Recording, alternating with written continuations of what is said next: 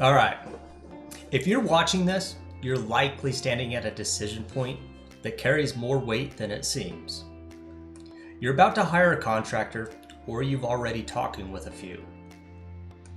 And somewhere in the back of your mind, there's quiet concern that says, this decision matters more than the brochure, the price, or the promises. That instinct is correct. Most construction projects don't fail because somebody had bad intentions. They fail because homeowners were never given the full picture of how construction actually works, where risk lives, how costs really move, and what separates a controlled project from a stressful one. This isn't a sales presentation, it's an explanation. What follows is a clear breakdown of the patterns that cause projects to break down. Patterns I've seen repeatedly over many years. These are not rare situations. They are common, predictable, and often invisible to homeowners until time, money, and leverage are already gone. Before we get into the specific traps, there's something important I need you to understand about the construction industry itself, because it explains why these traps exist. Residential construction is one of the least regulated consumer-facing industries. In many places, there are very few meaningful barriers to entry. Someone can start calling themselves a contractor with limited oversight, minimal verification, and very little accountability beyond a basic license, and sometimes not even that. There is no universal system that prevents individuals with criminal histories, substance abuse, repeated project failures, poor business practices from starting construction businesses. There's no standardization requirement that forces strong documentation, quality control systems, or operational discipline before someone takes a homeowner's money. In other words, this industry is usually welcoming, not because it's easy work, but because homeowners are rarely taught how to properly vet the people they hire. Now compare that to manufacturing. Manufacturing companies don't select suppliers based on the lowest quote alone. They require documentation, quality assurance, references, repeatability, proven systems. If they didn't, airplanes wouldn't stay in the air, car tires would fall off on the highway, electronics wouldn't work reliably. But residential construction often skips that level of scrutiny entirely. Instead, homeowners are taught implicitly to compare bids, and no fault of their own. And when a homeowner sees a significantly lower price, it feels like a win. What they don't realize is they may have just selected the highest risk person available, not because that person is cheaper, but because they are operating without systems, oversight, or a structure. The lower bid doesn't mean efficiency. It often means risk has been removed from the contractor side and quietly transferred to the homeowner. Okay? Now consider what happens if you reverse the logic. What if instead of asking, who's the cheapest, you asked, why is this builder more expensive?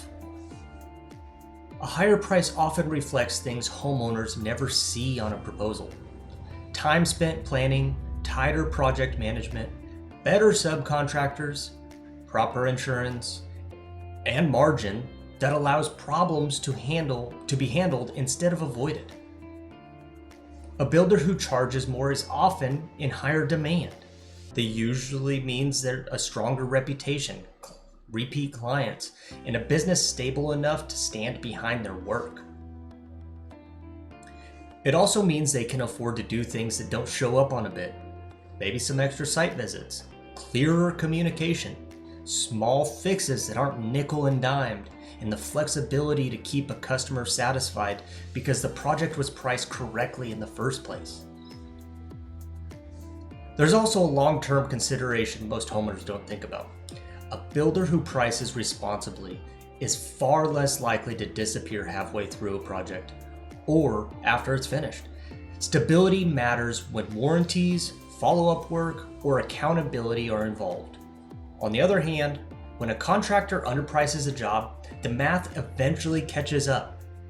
Once the work starts and they realize they didn't charge enough to cover time, materials, or even basic operating costs, pressure builds. That's when shortcuts appear. That's when communication drops. And in worst cases, that's when phone numbers change and projects stall. The risk wasn't obvious in the beginning, but it was built into the decision from day one. There's another way to think about this that makes even more sense, even clearer. As a consumer, you can almost always do things cheaper than, say, a manufacturer. You can have a mechanic build you a car from salvage parts. You can have a technician remanufacture an old phone. You could source components yourself and assemble almost anything at a lower upfront cost. But most people don't do that. They buy from manufacturers and retailers because those companies provide structure, accountability, documentation, and consumer protection. If something fails, there's a system behind it, a warranty, a process, someone's obligation to make it right. Construction work is the same way. Even though it's rarely explained that way, a general contractor isn't just someone who hires trades. A general contractor is the consumer protection layer in a construction project. Let me repeat that. A general contractor is the consumer protection layer. Okay? They're responsible for coordination, sequence, documentation, quality control, accountability across all the moving parts. When something goes wrong, and something always does, responsibility doesn't scatter across 5 different subcontractors. It stays centralized with the general contractor. When homeowners try to save money by hiring subcontractors directly, they remove that protection. Each trade becomes its own silo. Each problem becomes a negotiation. Each mistake becomes a finger-pointing excuse. The homeowner becomes the project manager, the risk holder, and the arbitrator, often without realizing it until pressure is already high. Hiring a general contractor isn't about convenience. It's about shifting risk away from yourself and into a system designed to manage that risk. That distinction is rarely explained up front, but it makes all the difference once construction begins. Most people don't realize there's an important difference between a general contractor, a builder, and a developer. And confusing those roles is where a lot of projects quietly go wrong. A general contractor is hired to execute construction. They manage trades, coordinate schedules, oversees the work, but they typically don't do the land, and they aren't carrying the long-term financial risk of the project. A builder, on the other hand, is usually constructing a home they intend to sell. They're carrying both construction risk and market risk because they own the project until it's completed and sold. So if your builder or developer or general contractor aren't doing those things in those orders, they don't fall into those definitions. A developer operates at a higher level entirely. Developers acquire land, secure zoning, secure approvals, structure financing, and decide what gets built. Only after they do that, they hire builders or contractors to execute the work. Then there's a role many homeowners don't realize exists at all: the construction manager. A construction manager oversees the process and coordinates the work, but doesn't actually perform construction or take on construction liability. Each of these roles carries very different responsibilities, risks, and incentives. When those roles get blurred, homeowners end up exposed. Budgets get blown, expectations fall apart, and accountability becomes unclear. Understanding which role you're dealing with and which one you actually need is one of the most important steps you can take to protect your investment before a project ever begins. Now that that's out of the way, let's talk about the traps. Trap number 1 is the cheap bid illusion. This trap begins when a homeowner compares proposals primarily by the number at the bottom of the page. On the surface, it feels logical. If the scope looks similar and one bid is significantly lower, choosing it feels responsible. In reality, construction pricing does not work that way. A lower price usually means the scope is incomplete or loosely defined. Important elements are described vaguely. Phrases like as needed, allowance, or to be determined are common. For example, a proposal may include electrical work, but fail to specify whether panel upgrades, code compliance changes, or fixture allowances are included. Those items are not forgotten, they're deferred. Once the project begins and walls are open, those missing details surface. At that point, the homeowner has already committed time, money, and switching contractors is unrealistic. The cost reappears in the form of change orders, delays, or compromised quality. Homeowners fall into this trap because the comparison feels fair at the beginning. What they don't see is that the cheaper bid often shifts uncertainty onto them. The contractor has protected themselves from detail. The homeowner absorbs the consequences later. You avoid this trap by determining clarity instead of chasing the price. A professional builder can explain exactly what is included, what's excluded, and what variables exist. They can tell you why their number is what it is and what would cause it to change.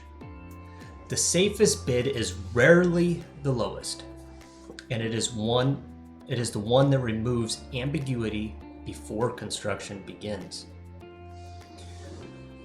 Trap number 2 is thinking you are only paying for the project itself.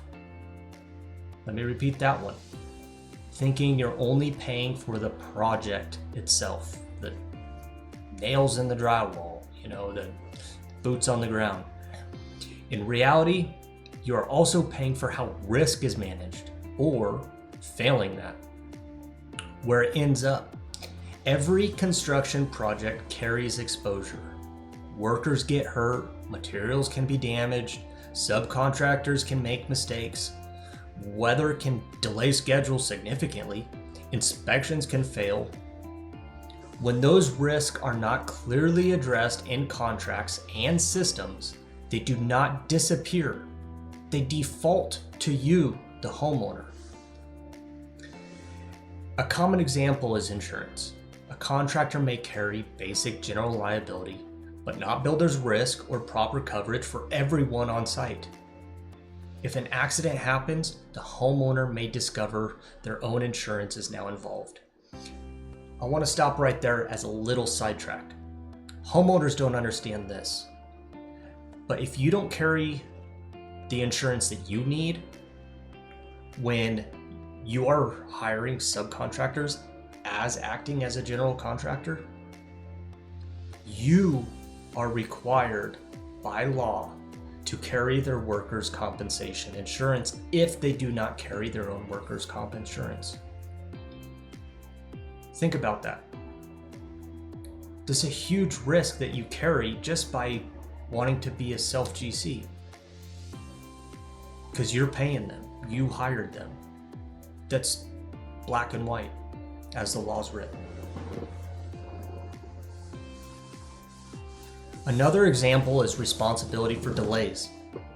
If no one has clearly defined accountability, the cost of lost time quietly becomes yours.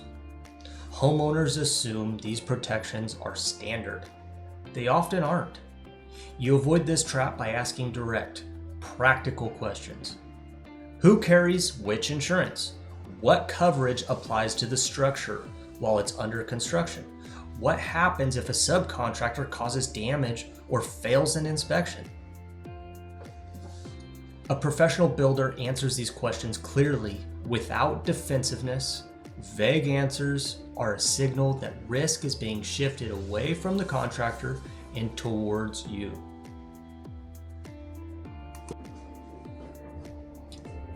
Trap number 3 is the absence of timeline discipline. Many homeowners accept timelines that are little more than estimates. Phrases like about 3 months or we'll see how it goes sounds flexible, but flexibility in construction often means a lack of accountability. Without a defined sequence, delays don't feel like failures, they feel normal. In real projects, timelines are built around dependencies. Permits must be approved before work begins. Foundations must cure before framing. Systems must be inspected before the walls are closed. When these steps are not planned and enforced, work overlaps improperly, inspections are missed, and rework becomes common. Each small delay compounds the next. Weeks disappear without a clear explanation, and costs rise quietly in the background. You avoid this trap by insisting on a phased schedule with defined milestones. A professional builder can explain what must be completed before the next phase begins, how progress is measured, and where delays must most likely to incur. The goal is not speed, the goal is predictability. And trap number 4 is subcontractor chaos. Most homeowners don't realize that they are not hiring one person. They are hiring a network of trades, each with their own schedules, constraints, and incentives. Electricians, plumbers, framers, inspectors, none of them operate in isolation. When these trades are not coordinated under a single system, mistakes overlap. An electrician installs wiring before framing adjustments are finalized. A plumber finishes work that must later be opened up for inspection. Each misstep adds time, cost, and frustration. Homeowners often assume coordination is happening behind the scenes, only to discover later that they are being asked to relay messages, approve fixes, or resolve disputes between trades. You avoid this trap by choosing a builder who treats coordination as a core responsibility, not an afterthought. Trap number 5 is unclear decision authority. Construction requires constant decisions. Materials become unavailable. Conditions. I'm going to stop that and go back. Trap number 5 is unclear decision authority. Construction requires constant decisions. Materials become unavailable. Conditions behind walls differ from expectations. Design details need adjustment. When it's not clearly defined who can approve changes and how those changes affect cost and schedule, confusion turns into conflict. A common scenario begins with a verbal approval. A homeowner agrees to a small adjustment in conversation, assuming the cost is minimal. Later, an invoice arrives with a much higher number because the change was never documented or priced up front. These conflicts are rarely about money alone. They are about misaligned expectations. You avoid this trap by requiring a defined change process. A professional builder documents changes explains their impact before work continues, and ensures both sides agree in writing.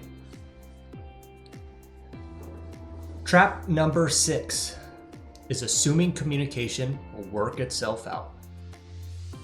Many projects rely too heavily on informal updates, quick conversations on site, text messages, or assumptions that everyone remembers what was discussed. In complex builds, such as a house or a barn dominium, this approach almost guarantees misunderstanding. Professional projects rely on documentation, written scopes, scheduled updates, clear records of decisions, because remember how many people are involved. Silence, on the other hand, often signals that issues are being handled reactively instead of systematically. Trap number 7 is choosing a builder based on personality instead of process. Confidence and likability are easy to mistake for competence. Many homeowners choose a contractor because they feel reassured in conversation. The problem is that construction stress tests people. When pressure builds, systems determine outcomes, not their charm. A builder with strong systems handles problems consistently. A builder without them improvises under stress, and often defensively. If there's one takeaway from all of this, it's this. Successful construction is built on structure, not promises, just like your house. The right builder becomes clarity, planning, and accountability, because those systems protect everyone involved. And before we wrap up, I want to leave you with a balanced thought. You might get lucky with a low bid, and honestly, that's what most people care about most, keeping the costs down. And there's nothing wrong with that. But if you truly value cheap, it's important to understand that the number on the proposal is rarely the final number with the lowest bidder.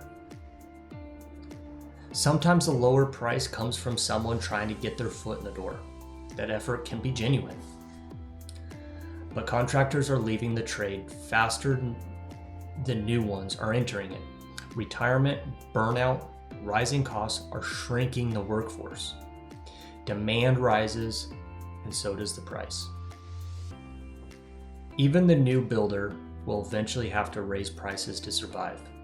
If they haven't yet, it's worth asking whether they're positioned for the long term or just the short term. It's also important to understand that when you compare bids, you're not always comparing the same thing, even if the drawings look identical. One builder may have priced custom cabinetry and trim, while another assumed basic box door finishes. One may have included premium windows, roofing, or exterior metals or materials designed to last decades, while the other priced entry-level products. And those differences matter. So do yourself a favor, make sure you're comparing apples to apples. Make sure every builder is bidding from the same information. Don't tell one contractor, cheap roof, and another, premium standing seam roof, just to see where the bids come in, because they're probably different if you went to the same builder.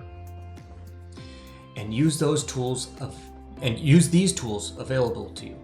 Tools like ChatGPT can help you review bids, spot differences in scope, and ask better questions at no cost.